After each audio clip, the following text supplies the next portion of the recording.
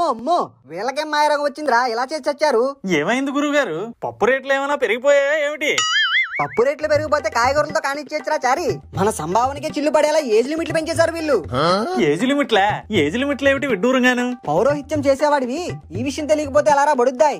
ఆడపిల్లలకి ఎంత వయసు వస్తే వివాహం జరిపిస్తారు? అది కూడా తెలీదా ఏమిటి గురువుగారు? మన అగ్రహారంలో ఏ ఆడపిల్లకైనా 18 దాటగానే మనం రెడీ అయిపోతాంగా.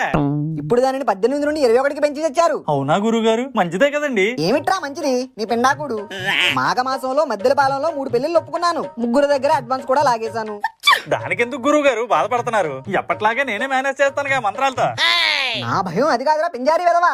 ఆ 3 అమ్మాయిల వయసు 19. ఇప్పుడు 21 తర్వాతే పెళ్లి చేయాలని సర్కారు వారు రూల్ పెట్టి తెచ్చారుగా. సంభావన అంతా సముద్రంలో కలిసిపోయినట్టారా చారి. పోతే పోనీయండి గురువుగారు, వెదవ డబ్బు. ఈ రూల్ ద్వారా ఆడపిల్లకి పెళ్లి చేసి పంపించేస్తే బరువు బాధ్యత తీరిపోతుంది అనుకున్న తల్లిదండ్రులకి అమ్మాయి బరువు కాదు బలం అని తెలుస్తొస్తుంది. ఈ నిర్ణయం మాత్రం బేసిక్ గా ఉంది. నేను ఏకీభవిస్తున్నాను.